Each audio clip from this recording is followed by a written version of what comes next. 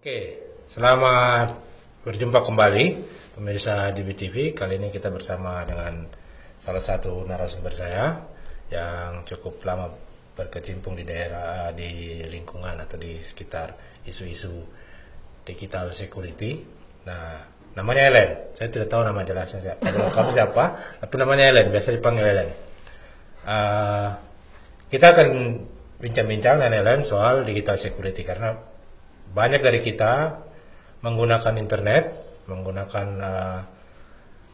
beraktivitas secara online, tapi kadang-kadang kita tidak mengerti dengan resiko-resiko yang kita hadapi di dalam berinternet, baik itu wartawan, aktivis, atau pemuda-pemuda ya, anak-anak muda yang menggunakan internet. Ini kan paling aktif ya mereka ya, paling banyak menggunakan internet. Jadi kita ingin tahu sebenarnya digital security itu saya juga sebenarnya sudah dengar lama ya. Cuma saya orang yang tidak termasuk tertib juga dalam berinternet karena menurut saya agak rumit juga sih kalau soal digital security, mengubah habit itu kan susah. Tapi mungkin bisa Ellen jelaskan apa sih sebenarnya digital security itu? Oke. Jadi kalau kita ngomongin digital security atau keamanan digital gitu ya, itu maksudnya adalah sikap atau perilaku yang membuat kita jadinya lebih aman di dunia digital. Nah tadi dibilang kan ya, susah untuk mengubah perilaku. Betul, untuk bisa aman secara digital itu memang kita harus mengubah perilaku dan itu tidak mudah. Karena ada banyak hal atau banyak aspek yang perlu diperhatikan. Sedangkan kita sendiri menggunakan teknologi digital kan bisa terbilang baru ya, baru mungkin di akhir 1999 gitu ya, atau di 90-an awal gitu ya, sampai sekarang. Tapi kan sekarang penggunanya sudah jauh berbeda kan. Kalau dulu mungkin teknologi digital masih terbatas gitu ya, aplikasi percakapan mungkin cuma 1 atau 2 yang diketahui orang. Sekarang di-download apapun di Play Store bisa kan, dari buku, dari aplikasi percakapan, aplikasi kencan, aplikasi apa, mau nonton bola, itu semuanya ada gitu. Nah, ini yang sebenarnya membuat situasi untuk mengamankan diri di dunia digital itu cukup rumit atau kompleks. Karena ada banyak aspek yang perlu diperhatikan. Tapi pada intinya, kalau ngomongin keamanan digital itu adalah bagaimana cara mengamankan data kita. Data ini maksudnya seperti apa nih? Data informasi pribadi, data pekerjaan atau semuanya yang menyangkut diri kita sebenarnya. Jadi kalau data biasa itu mungkin tidak terlalu berdampak ya. Tapi kalau data pribadi kita itu akan berdampak langsung pada diri kita, gitu kan? Nah itu yang harus kita jaga. Tapi kita kadang-kadang nggak tahu kan, apa sih itu data pribadi? Apa cuma nama? Apa cuma foto gitu kan? Tidak. Kalau kita ngomongin data pribadi itu apapun informasi yang bisa digunakan untuk mengidentifikasi diri kita. Jadi misalnya warna rambut, itu kan kadang-kadang bisa mengidentifikasi seseorang kan, kayak oh itu teman saya khas sekali rambutnya warna pink gitu misalnya. Nah itu kan bisa digunakan untuk mengidentifikasi kita. Nah kalau itu jadi data di internet, data digital gitu ya, nah itu bisa dimanfaatkan oleh orang lain untuk misalnya nggak tahu ya kita untuk apa gitu ya. Tapi kalau dia niat jahat, dia menemukan banyak data kita, dia bisa menggunakannya untuk benar-benar melakukan kejahatannya pada kita, gitu ya. Misalnya informasi kita disebar ke media sosial, atau gak cuma informasi kita, tapi foto kita diedit, ditambahin narasi-narasi yang merugikan kita. Kalau misalnya aktivis gitu ya, narasinya mungkin dibuat seakan-akan kita itu jelek sekali sehingga tidak pantas jadi aktivis. Suaranya tidak boleh didengar karena moralnya terlalu rendah gitu ya. Biasa narasinya ada terkait dengan moral juga, apalagi kalau aktivis perempuan gitu. Aktivis perempuan itu biasa kalau diserang terkait dengan moralitas. Misalnya fotonya diedit jadi foto telanjang. Wah, itu kan. Tapi foto telanjang diedit jadi foto telanjang itu bukan cuma dialami aktivis, warga biasa juga ngalamin. Yang terjadi adalah fotonya diambil terus diedit langsung gitu ya. Mau diedit manual. Saya sudah pernah ada kasus begitu. Wah, banyak. Banyak ya? Banyak. Terus itu kalau kasus begitu diselesaikannya bagaimana? Maksudnya sampai pengadilan juga? Ada yang sampai pengadilan. Jadi kalau misalnya terkait dengan kasus foto telanjang diedit atau digunakan untuk mengancam, itu saat ini agak rumit ya, agak kompleks ya. Kalau mau lapor, lapornya kemana? Lapor itu bisa misalnya lapor untuk cari pendampingan seperti ke Safenet gitu ya. Atau lapor ke... Tadi apa ke Safenet? Ke Safenet. Safenet itu apa? Bisa jelaskan Safenet? Oke. Belum kenalan tadi soalnya. Oke, jadi Safenet. Sabar, pemirsa ini Ellen ini dari Safenet juga ya. Betul. Mungkin bisa jelaskan. Oke, jadi Safenet atau Southeast Asia Freedom of Expression Network itu juga membuka aduan gitu ya untuk orang-orang yang mengalami pelanggaran hak digital. Nah, Safenet adalah organisasi non-profit yang membela hak digital sebagai bagian dari hak asasi manusia. Nah, ketika mengalami serangan hak digital kita gitu ya, atau hak digital kita terlanggar, maka kami juga membuat hotline atau helpline gitu ya untuk aduan bagi korban-korban gitu. Jadi korban-korban tadi foto diedit jadi foto telanjang itu masuk di isu kekerasan berbasis gender online. Kita punya helpline-nya atau tempat aduannya gitu ya, sehingga bisa membantu teman-teman. Nah, bantuannya itu bisa macam-macam. Misalnya bantuan lapor ke platform digitalnya. Misalnya fotonya disebar di media sosial apa gitu ya. Nah, itu kita bisa bantu untuk mengontak media sosialnya supaya kontennya cepat diturunkan. Atau ngasih tahu korban bagaimana menyusun kronologi supaya kalau mereka mau melapor ke polisi itu bisa lebih mudah karena sudah menyiapkan kronologi terlebih dahulu. Itu kalau kita mau lapor ke Safenet gimana caranya? Kalau mau lapor ke Safenet ada banyak cara, tapi bisa mampir ke Instagram kita misalnya ya, di @safenetvoice. Safenet Voice. Atau @awaskbgo itu juga bisa. Oke.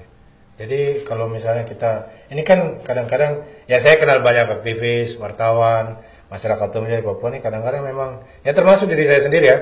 Kita kadang-kadang tidak peduli juga, nanti kalau sudah ada masalah saya sendiri sudah berkali-kali dijebol ya, mulai dari Telegram, WhatsApp, Facebook, Twitter, tapi ya mungkin baru sekarang ini saya menggunakannya autentikasi 2 faktor, sebelumnya tuh dijebol terus. Jadi intinya memang banyak orang yang tidak care ya, tidak aware soal ini karena susah untuk mengubah habit. Nah, ini kira-kira tips supaya mudah. Pertama harus tahu dulu data pribadi itu apa. Tadi sudah disebut, segala macam yang bisa mengidentifikasi kita, itu bisa jadi data pribadi kita. Tapi data pribadi itu kan banyak sekali ya. Ada dari nama, ada dari nomor identitas gitu ya, NIK, NPWP, nomor rekening, nomor handphone. Nah, kita kan rekeningnya kosong kita, nggak apa-apa. Bukan masalah rekeningnya kosong, tapi kan ada identitas kan. Saat kita buka rekening bank, itu kan kita ditanya, lahir tahun berapa, nama ibu siapa, ya kan? Bukan masalah jumlah rekeningnya aja, tapi data yang diminta sebagai nasabah kan juga ada gitu.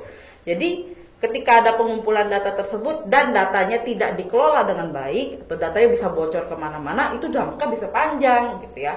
Kita bisa jadi korban phishing, kita bisa jadi korban scam, bisa jadi korban berbagai bentuk kekerasan lainnya gitu. Tadi misalnya foto kita diedit-edit, nama kita difitnah di media sosial dan segala macam, dampaknya bisa sangat panjang. Apalagi kalau kita ngomongin data pribadi, itu kan jejak digital ya, kalau sudah dalam bentuk digital.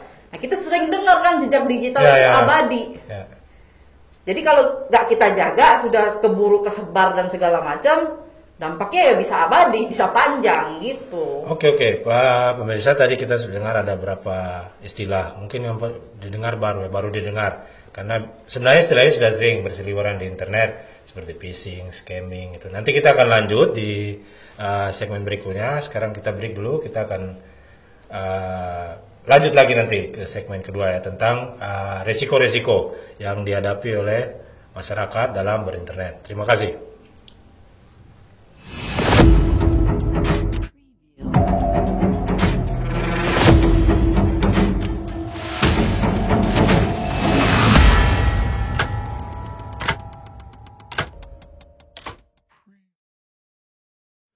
Oke, selamat berjumpa kembali di segmen kedua program kita ini, namanya Talk So.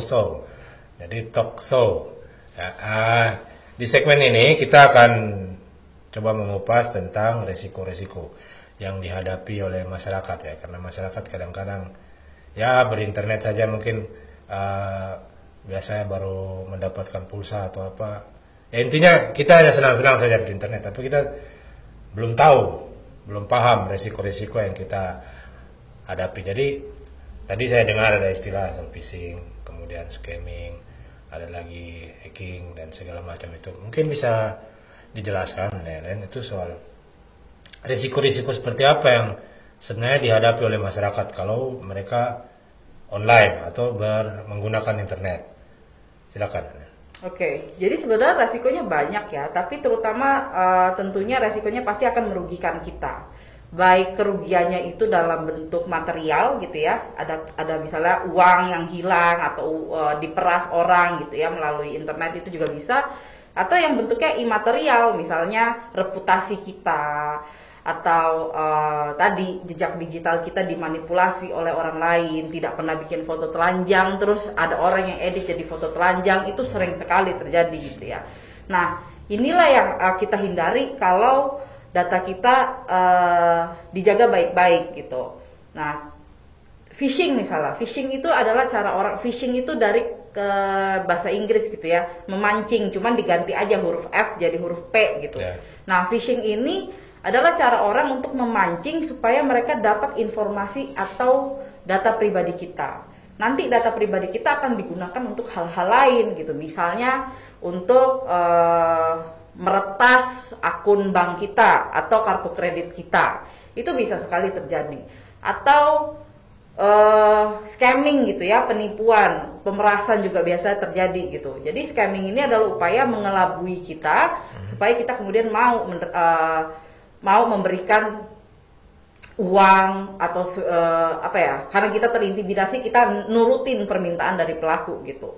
Nah hal-hal seperti inilah yang kemudian kalau kita tidak paham apa yang terjadi dan kita tidak tahu harus kemana, itu akhirnya kita kemudian menuruti apa kata pelaku. Nah ini yang berbahaya sebenarnya, karena pelaku akan tahu kalau kita sudah nurut satu kali dia akan terus dia lakukan, betul, karena dia tahu oh ini orangnya nggak tahu soal beginian, maka akan bisa terus-terusan diperas gitu. Jadi memang harus selain bisa jaga data pribadi kita sendiri, kita juga harus tahu cara melapor itu kemana, bagaimana caranya, itu juga harus tahu. Jadi bisa menghindari juga kalau kejadian sama kita gitu.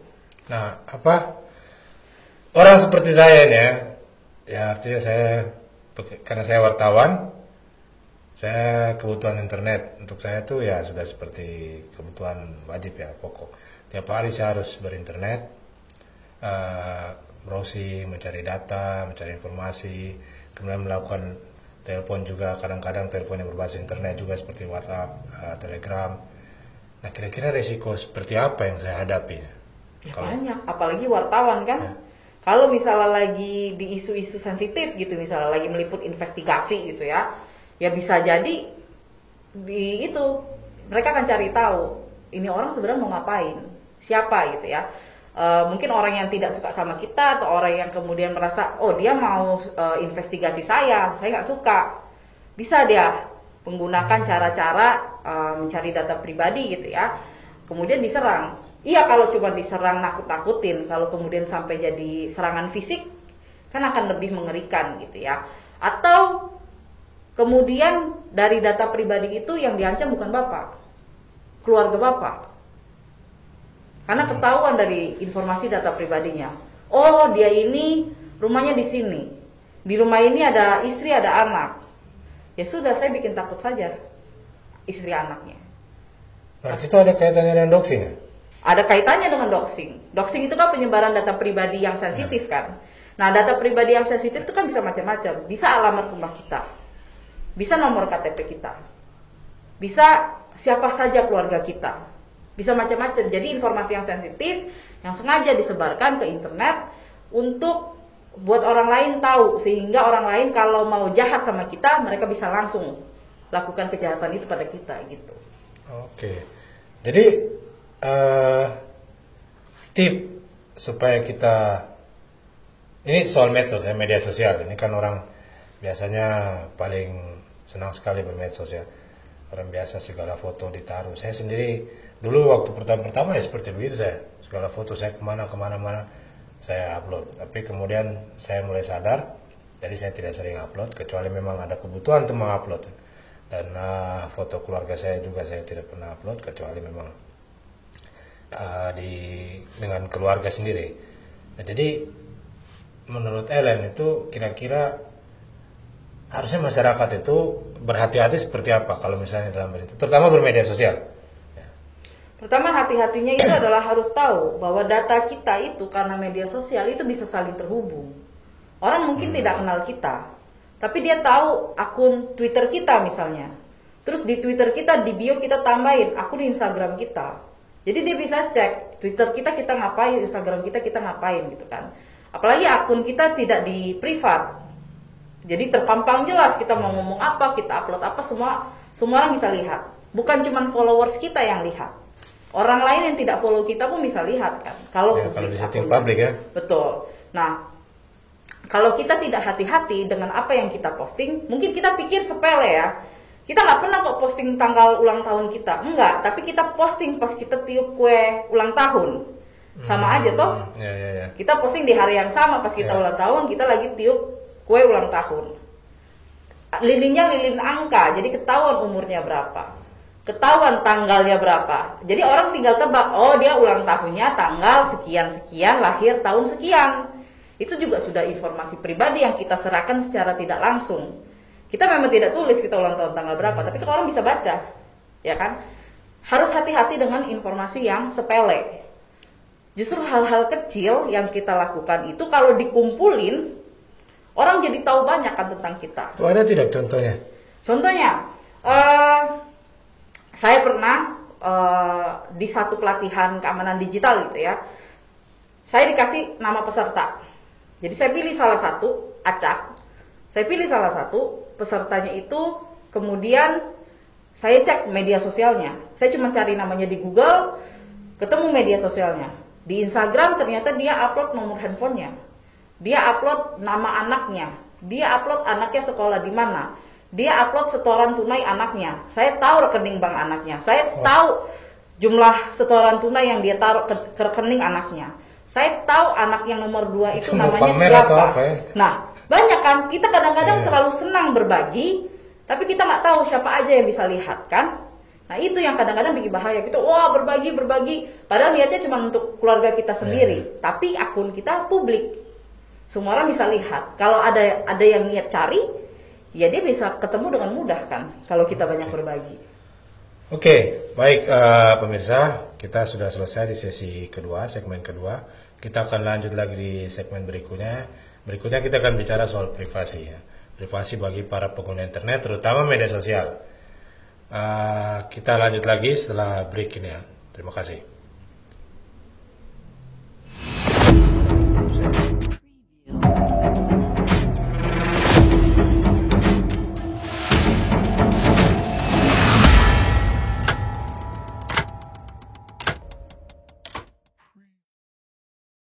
Baik, sampai ya. Selamat berjumpa lagi di segmen ketiga. Di segmen ini kita akan bicara soal privasi, terutama bagi pengguna internet, karena kadang-kadang kita tidak konsen juga orang, terutama media sosial ya. Tadi sudah disampaikan juga di segmen kedua, orang terlalu mudah mengumbar informasi yang seharusnya jadi privasi ya, jadi pribadi, tapi kemudian dibuat jadi publik, jadi orang semua tahu. Nah, kalau di media sosial itu ya kita gunakan, kalau di Papua ini kayaknya paling sering orang gunakan sekarang Instagram sama Facebook. Facebook masih, kalau Twitter penggunanya jarang. Mungkin yang baru-baru dia TikTok gitu ya, itu yang mulai populer sekarang. Nah, ini kalau kita bicara soal privasi, kemudian dikaitkan dengan platform-platform media sosial tadi, kira-kira apa yang harus kita perhatikan dalam berinternet ini, terutama media sosial, soal privasi tadi? Ya. Jadi kalau kita ngomongin privasi itu kan sebenarnya cara kita membatasi siapa saja yang bisa tahu tentang apa dari diri kita, bener ya? Nah, tapi kalau media sosial kan tadi, kalau setting akunnya publik, ya semua orang bisa lihat, termasuk orang yang tidak follow kita. Jadi kita boleh tulis apa saja di sana, tapi kita harus setting privasi gitu. Kalau bisa disetting akunnya jadi privat. Privat. Jadi cuman yang follow kita saja, Bisa yang kita lihat. izinkan bisa lihat. Kalau tidak kan semua orang, saya tidak follow Bapak misalnya di media sosial. Tapi saya bisa ngintip kan? Saya tinggal buka aja akun Bapak, saya baca aja. Tanpa Bapak tahu kalau saya follow Bapak. Bapak nggak tahu tapi saya baca kan? Nah itu bisa terjadi. Jadi kalau bisa setting akun privat. Terus cek lagi siapa yang jadi followers kita, kenal nggak? Banyak kan kita nggak kenal. Iya, iya. Saya saja kan akun saya itu mungkin yang kalau ini kita bisa akun Facebook yang berteman cuma 3.000 sekian. Tapi yang mau berteman itu sampai 17 ribuan. Oh, oke. Jadi Lebih saya banyak tidak lagi. ya, jadi saya tidak mau ya, saya anggap yang saya kenal saja saya berteman. Kalau yang tidak ya tidak perlu. Betul, ya harus begitu. Kita harus tahu siapa yang bisa lihat segala macam postingan kita. Kalau tidak kan bahayanya lebih besar. Bahkan gini, kadang kita sudah pilih ya, siapa aja nih teman dekat kita, kan ada kan bisa Ya, ya. kita setting gitu ya. Atau siapa saja yang bisa follow kita. Tapi mereka, apakah semuanya pasti punya niat baik sama kita? Kita tidak tahu kan itu. Bisa jadi mereka screenshot punya postingan kita kan, terus di-upload di tempat lain. Padahal kita punya settingan sudah privat. Tapi sama teman kita di screenshot, diambil, dilempar misalnya ke media sosial yang lain gitu yang kita tidak pakai. Terus kemudian itu jadi masalah yang kena kita, padahal kita tidak pernah posting di situ. Ini yang jadi PR juga kan. Makanya kita harus benar-benar teliti siapa sih yang follow kita, siapa yang kemudian benar-benar kita percaya untuk bisa lihat semua postingan kita gitu. Kehati-hatian ini yang jarang dimiliki oleh orang juga gitu. Dan tadi saya bilang di awal, data kita itu sebenarnya saling terhubung. Mudah sekali menghubungkan data. Maksudnya bagaimana? Saling mudah terhubung, saling berhubung. Saya mungkin cuma tahu nama Bapak, misalnya ya. Tapi kalau saya cari di Google, saya bisa ketemu Instagram Bapak, Twitter Bapak, bahkan akun Facebook Bapak. Okay. Bahkan kalau ceroboh, mungkin nomor handphone Bapak juga ketemu di Google. Dengan mudah tuh, saya padahal cuma tahu satu informasi, nama. Tapi saya bisa cari banyak hal tentang Bapak dari nama itu saja. Belum kalau misalnya kita menggunakan aplikasi. Saat kita menginstal aplikasi, kita tidak baca aplikasi ini ambil data apa aja. Aplikasi ini kemudian data kita yang sudah diambil itu dikirim kemana aja. Kita kan nggak tahu. Nah ini yang saya mau tahu. Kalau menurut saya sih, ini pemikiran saya saja. Sebenarnya platform-platform media sosial itu, mereka juga mempelajari kebiasaan kita ya. Betul. Ya, jadi macam saya kan kadang-kadang juga lihat orang membalas komentar tuh sedang marah, sedang senyum atau senang suka. Itu mereka benar atau tidak mereka sedang mempelajari kebiasaan kita pengguna platform mereka itu. Betul. Jadi mereka akan melihat reaksi kita seperti apa. Jadi tiap kita ditunjukkan satu postingan, mereka akan ngecek apakah kita mau baca itu atau tidak. Apakah kita kemudian kasih reaksi atau tidak. Nah itu akan jadi catatan buat mereka. Oh, kalau konten seperti A itu tidak membuat reaksi. Jadi jangan kirim konten kayak A lagi, karena dia pasti tidak bereaksi. Kalau kirim konten B, dia marah-marah. Kalau dia sudah marah-marah, dia kirim kemana-mana kontennya. Berarti reaksinya banyak kan. Aktivitas yang dilakukan makin banyak gitu. Jadi itulah yang kemudian digunakan untuk membuat algoritma mereka lebih baik. Sehingga mereka kirim-kirim konten yang selalu pasti bikin kita bereaksi. Entah marah, entah suka, entah sedih, itu yang dia kirim. Dia mencari reaksi kita. Oke. Jadi ya saya semakin paham ya bahwa sebenarnya ya kita memang harus hati-hati ya. Harus aman juga, harus main aman juga di internet supaya kita tidak mengalami masalah tadi. Oke, mungkin kita sudah di penghujung segmen. Mungkin Ellen bisa ya kasih satu orang bilang nasihat lah. Sebenarnya kalau bahasa keren itu closing statement. Supaya orang lebih berhati-hati dalam menggunakan internet, terutama media sosial. Karena kan selain ancaman tadi ada ancaman IT juga kan. Iya, betul. Nah. Betul. Jadi selain ancaman kekerasan yang bisa kita alami, undang-undang yang ada sekarang itu kebanyakan tidak berpihak pada kita sebagai warganet gitu ya. Atau belum berpihak pada kita sebagai warganet. Jadi pertama-tama kita harus paham bahwa kita ini manusia ya, kita bukan produk, kita bukan cuma data. Tapi seakan-akan dengan media sosial, teknologi digital yang lain, kita itu cuma dianggap sebagai data, sebagai tambang uang. Jangan mau dijadikan uang untuk orang lain, sedangkan kita nggak dapat apa-apa, kita cuma dapat ruginya aja gitu kan. Jadi hati-hati kalau mau berbagi data, bagi seminim mungkin, jangan semuanya. Nggak perlu semua orang tahu gitu kan. Nggak perlu perusahaan media sosial itu tahu apa-apa tentang kita, karena kita cuma dijadikan uang bagi mereka.